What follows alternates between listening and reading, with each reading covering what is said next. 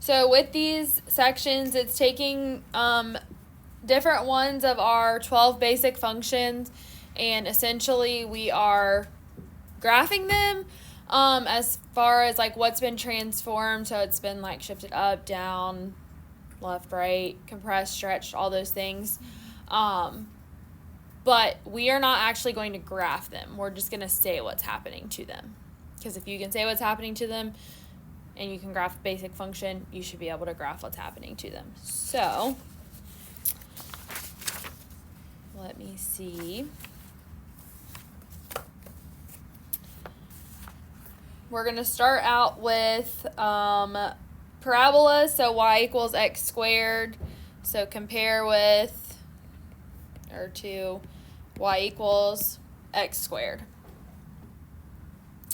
So number 2, y equals x squared plus 5.2.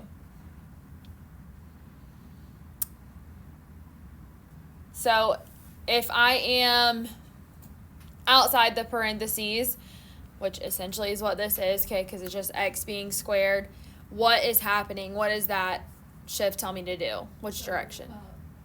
Okay, so outside it's up or down, and it's the same direction as the sign. So like you said, it's going to be up 5.2. It's the inverse of the sign. Yep, inside is opposite.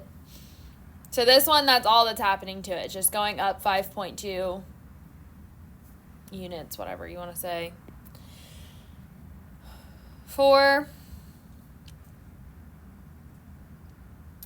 y equals, in parentheses, x minus 3 squared. So notice this one, it's in parentheses, that whole parentheses is being squared. So inside goes opposite the direction of the sign, so which way does this one go? Right. Yep, right 3.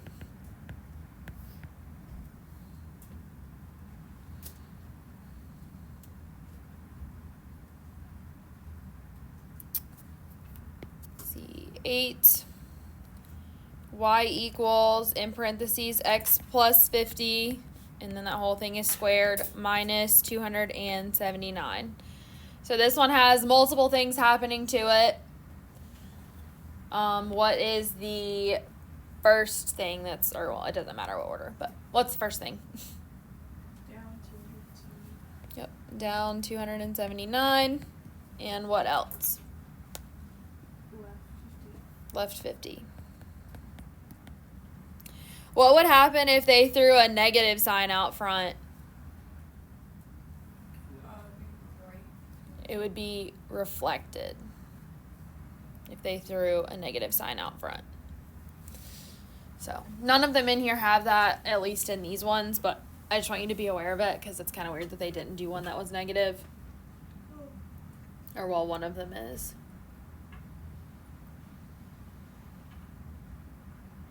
One problem is negative because they flipped the number in the thing.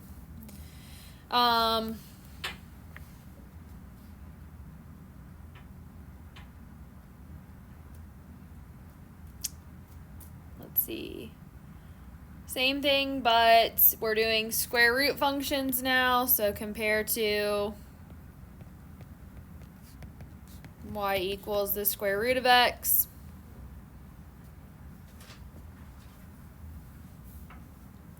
So number 10, and these work the same way. If it's inside the radical, it moves opposite the direction of the sign, left or right. If it's outside the radical, same direction, up or down. Y equals the square root of x minus 5. So what's happening with this one?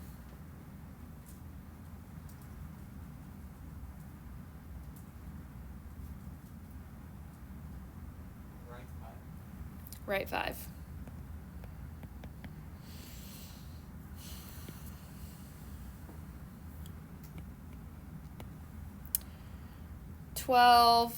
Y equals the square root of 3 minus x.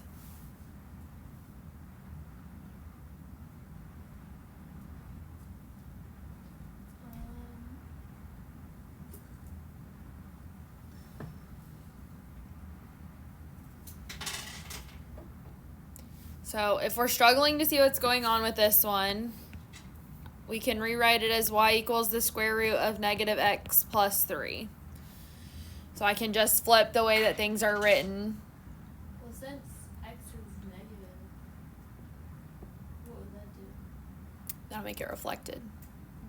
So the negative can either be on the x or it can be outside, and it just changes how it's reflected. It can either be reflected about the x-axis or about the y-axis, Or it'd be about depending which thing it is. But I just want you to say that it's reflected. What does the plus 3 do? Yep. Left 3.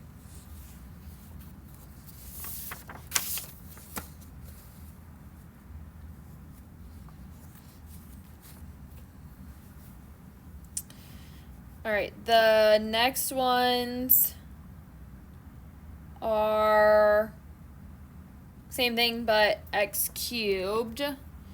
So compare to y equals x cubed.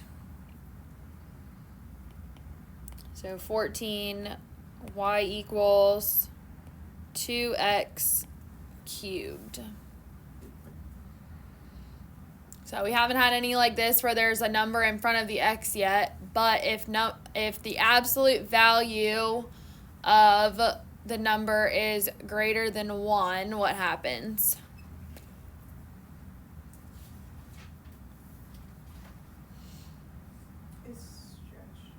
It's stretched. So this one, 2 is greater than 1, so it is stretched.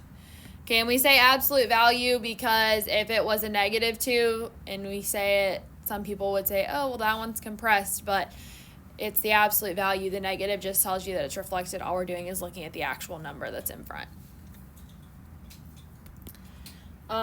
16, y equals 0.3x cubed.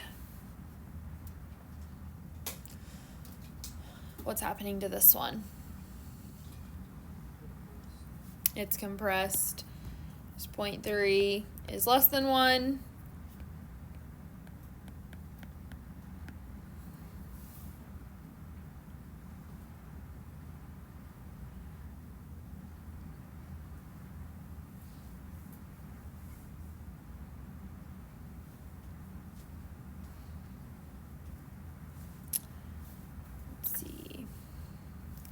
Describe how to transform the graph of f into the graph of g.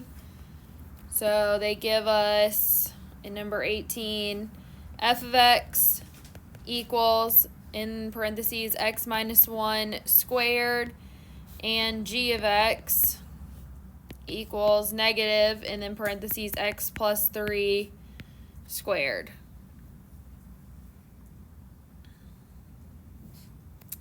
So I want to say how to get from f to g. So I usually start out by looking at what's happening to both graphs, and then I figure out how do I get from f to g. So what's happening to this graph here, f of x? You're going right 1. This one is going right 1. What about this graph over here? Being reflected, going left 3. It's reflected and left 3. So this graph here, f of x, is right 1. So I'm going to give you a rough sketch of what this looks like. So I've got my parent function just is something like this, right? Then I've got my f of x function, I'm going to do it in blue, is right 1, so that just means same thing, but it's over here. But g of x, I'm going to do in red, is left 3 and it's reflected, so it's down here. So how do I get from this graph that's in blue to the graph over here that's in red? If I wanted to move this one to match up with this one, what would I have to do? Left 4 and then reflected. Yep, I need to move it left 4 and then reflect it. So on those kind, that's all you have to do is just say how you get it from F to G. And I'm not going to give you any of the ones that are like changing if it's like compressed or stretched and like how to get there, because those ones are kind of weird too. And like if it's inside or outside and all that, it's just a pain. So I'm not going to give you one like that. You would just have one that's like being shifted or reflected. Or the only other thing would be if it went from, if there's one in the book like this, if it went from like normal to being like stretched, then you would just need to say that. But I'm not going to ask you how to get from like one stretch to another stretch, because that's another whole level of chaos. And you don't have to do that on the AP exam, so I'm not going to have you do that. All right. What else do we have in this section?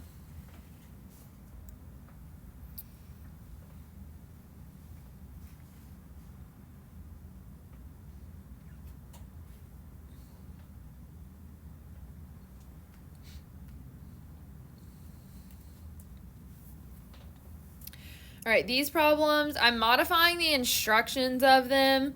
I just want you to explain the, like, how do you transform it from the graph of the parent function. So essentially what we were doing, but now there's, like, more pieces to it.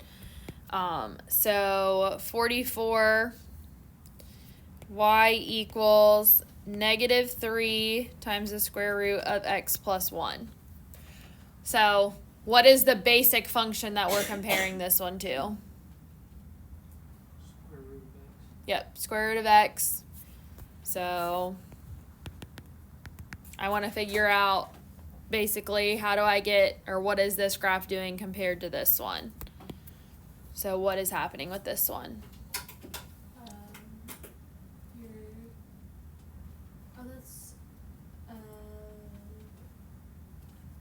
vertical compression. Wait, are we talking about compression and stretches right now? Or left? I want to know everything that's happening to this one. Reflected. Left one, reflected. And what do I do with the number in front? Stretch. Isn't it compression? It's greater than 1, so it is a stretch. Oh, it's absolute compression value. when it's in the parentheses. That's right? No, it's when it's less than that. Less than 1, it's a compression. Like if it's a decimal or a fraction, that's less than 1. But is it not different when it's in the parentheses? Well, this isn't in the parentheses.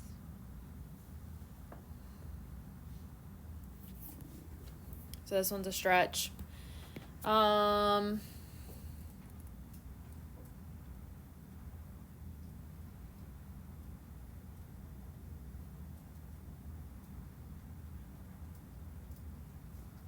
Let's see, 46. I'm going to modify this problem just so it's a little different. Y equals negative absolute value of x plus 4 plus 1.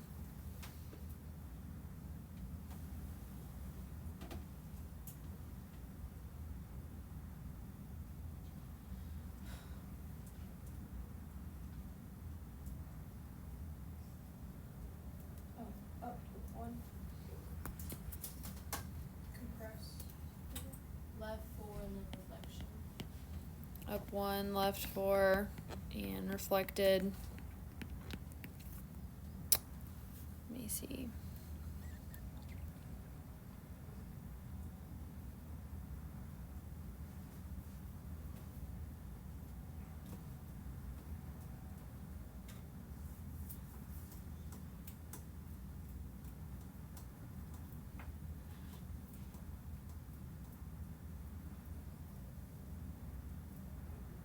Okay, 48.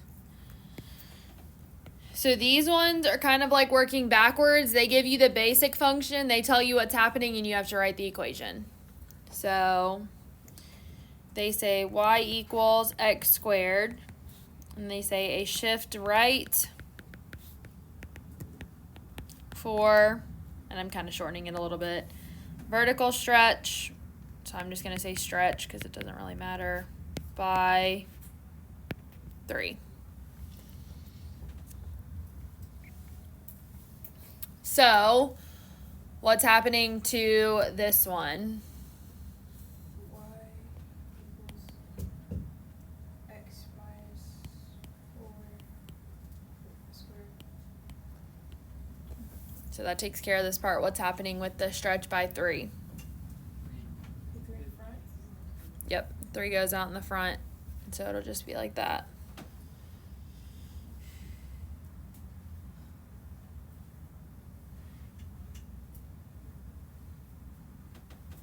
Are we gonna have any problems where the stretch or compression is in the parentheses or No. All the ones you're going to have are the outside. I mean, unless it, like, starts inside, like this one. But if that happens, then essentially, like, with this problem, all we would have done, which, I mean, technically is what we did here. This number already happened to be greater than 1, so we didn't have to do it. But this would really be 8x cubed, but it would still be stretched. So, that's basically all they do of those, because 50 is a weird one, so we wouldn't do that one. So any questions about this or what you need to do? So when you're doing your problems, you need to do them exactly like we just did them, okay? So the instructions, because normally, obviously, on your quiz and the test, I do the instructions just like the book, but I will have modified instructions for these to basically just say, compare the graph to its parent function graph, essentially is what it will say. Or if you're, like, writing the equation, then it'll just say something like, write an equation of the graph with the given conditions, and then you'll just have to do that. So, because the instructions for those are a little weird, how they write them. So, problems, you should have more than enough time to finish these, are 1, 7,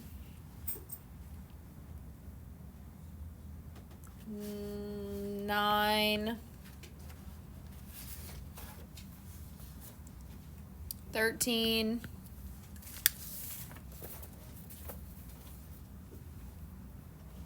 17, 19,